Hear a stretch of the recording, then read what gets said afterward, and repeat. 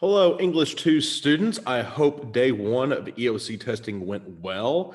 I'm either right in front of you or still doing EOC testing. If you're watching this, I'm probably still proctoring EOC testing.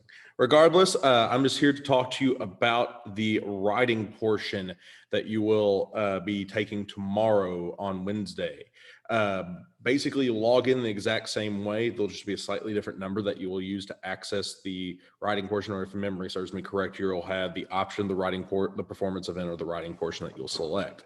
As mentioned, one of the stories that you read today will be one of the ones that you will have, and you'll have also a new one. And basically, you're supposed to read both of them, and you're going to do a kind of a two sides of a coin, a compare, contrast, similarities or differences, benefits and challenges, something along the lines of that when it comes to going back and forth with these particular two reading prompts that you had to interact with.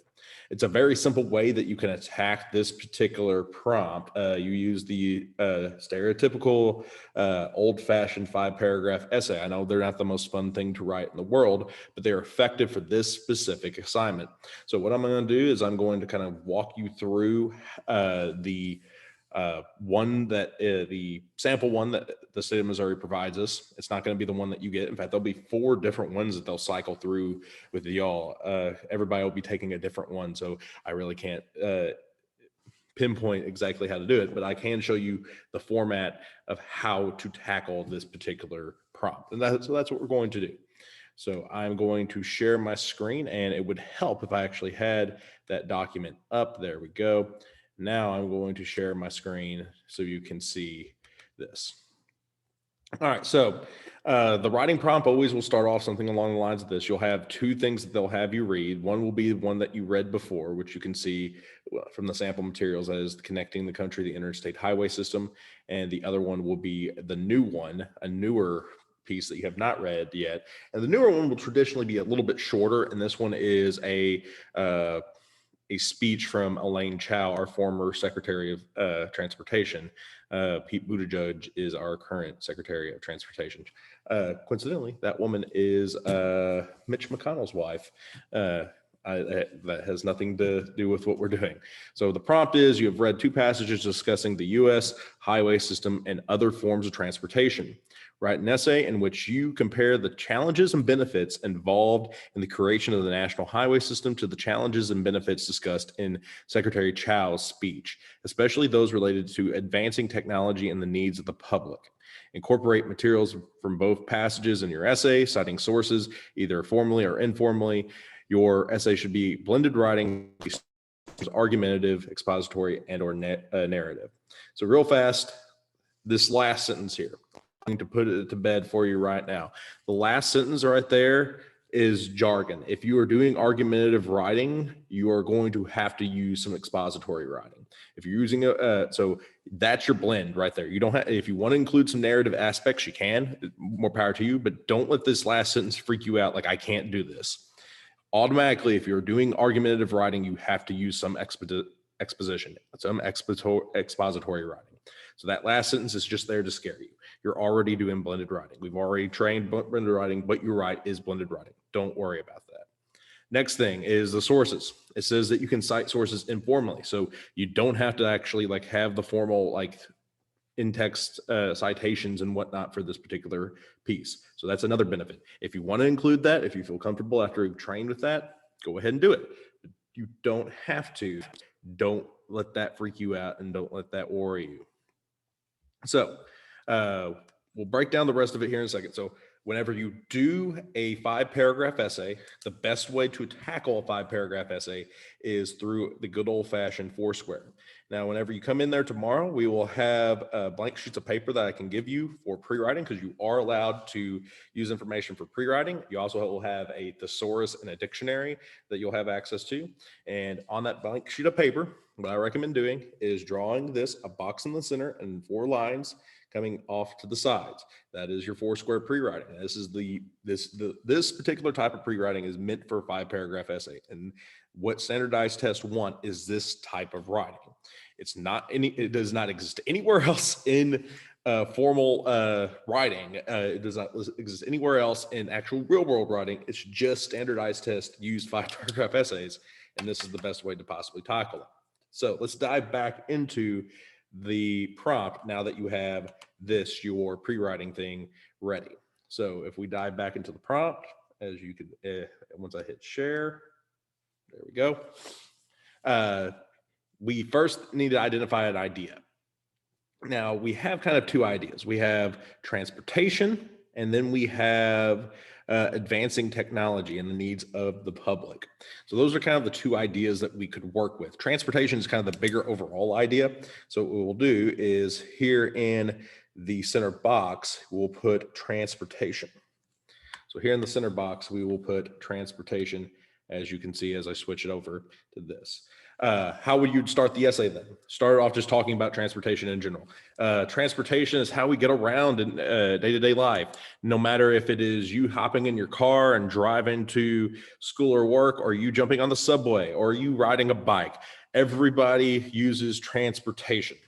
Something along the lines of that, just generally talking about transportation in your introduction, and then you'll funnel it to the more specific about how the interstate highway system and Elaine Chao discuss the idea of transportation. But just start off just talking about transportation in general.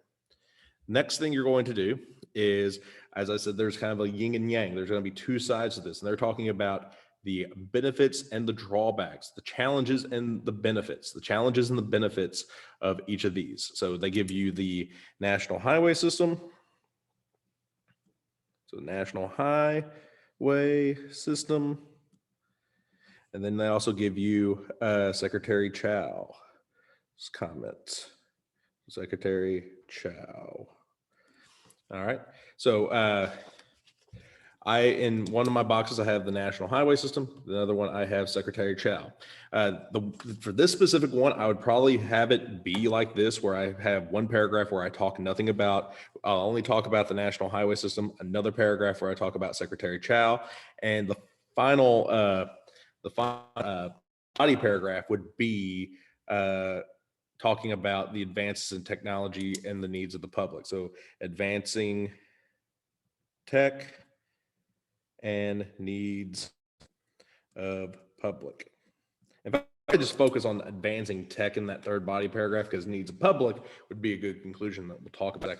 But in my Foursquare, I would have national highway system, and I would talk about the things that the national highway system talks about.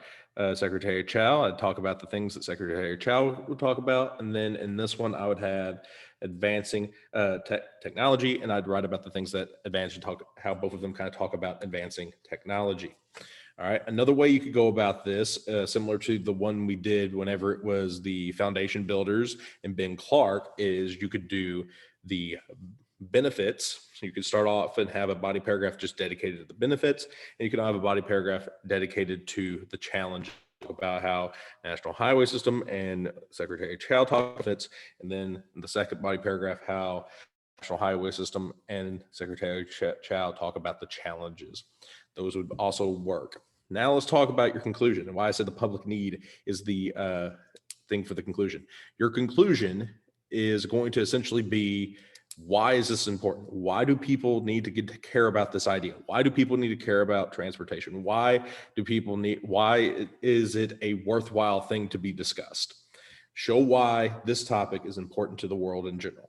That is what you're going to do in your conclusion. Just end it by showing why this is an important idea, worth your time, worth talking about, worth thinking about. And there you go. So once again, this is pre-writing that I have.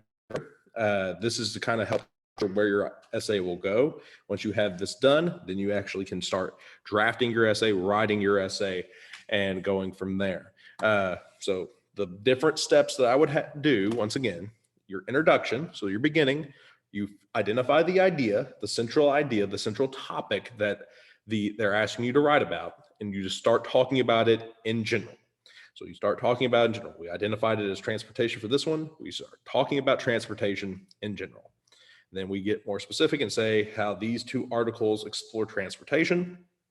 Then you'll have a body paragraph in which you will either look at one of the or how one of the story, or you'll look at both of the stories through that one like lens. So benefits, drawbacks, challenges, whatever one of the two yin yang topics is. The next paragraph would be the other side of that yin yang of good, bad, whatever it is. And then the third body paragraph would be that additional little thing they had at the bottom, or maybe you have a paragraph of differences, a paragraph of differences, a paragraph of similarities. 3 is the golden rule. If you can get 2, I think they'll let you slide with 2, knowing how people go about grading these, just it being a person, a part of the quote unquote biz. I know how these things work. I think you might be able to get away with a 4-paragraph essay. I can almost guarantee a success with a 5-paragraph if you can get a 5-paragraph, because one of the big things they're looking for is organization. So if you just can't do it, try to hit 4, but if you can, hit 5, because 5, I can almost guarantee you will hit passing marks for organization. Then your conclusion is, why is it important for us as a society today to talk about whatever idea? Why is this idea important? Why is this idea worthwhile being talked about? There you go. That is your essay. All right. That is how you need to go about writing this prompt tomorrow that you will all be writing. As mentioned before, you'll have paper to work with. So you can even have paper if you want to write out your essay before you type it. Another big thing, before you hit submit, you desperately need to go back and reread what you wrote. You can, it's the first draft, it's the down draft. Your first draft is always not going to be great. That's the reason why it's a first draft. You get the ideas out in the universe, you get the thoughts out, you go back, reread it, you catch those smaller mistakes, you catch those kind of things that don't work well, and then you have a stronger draft that you can then send off. Okay. So make sure you pre-write, make sure you reread what you wrote, and then you can hit submit. All right. That's all I have for you. Good luck tomorrow. I know you did good today, and I know you'll do good tomorrow. So I'll see you later.